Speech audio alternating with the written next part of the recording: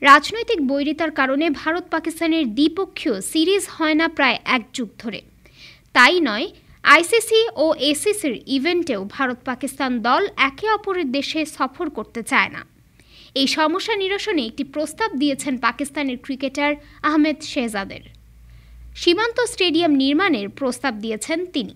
তার মতে ভারত পাকিস্তানের খেলার জন্য সীমান্তে একটি স্টেডিয়াম নির্মাণ করা উচিত।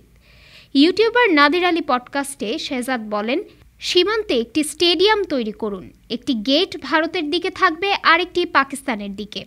ভারতীয় খেলোয়াড়েরা তাদের গেট দিয়ে প্রবেশ করবে, আমাদের খেলোয়াড়েরা আমাদের দিক দিয়ে।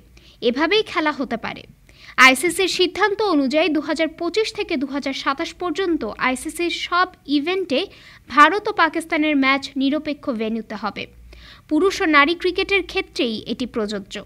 2025 চ্যাম্পিয়ন্স ট্রফির আয়োজক পাকিস্তান হলেও ভারতের ম্যাচগুলো নিরপেক্ষ ভেন্যুতে হবে। শেহজাদ অবশ্য মনে করেন, এ পরিকল্পনাও হয়তো ভারতকে সন্তুষ্ট করবে না।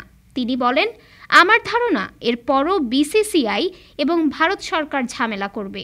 তারা বলবে, আমাদের খেলোয়াড়েরা মাঠের পাকিস্তানি অংশে গেলে ভিসা দেওয়া হবে না।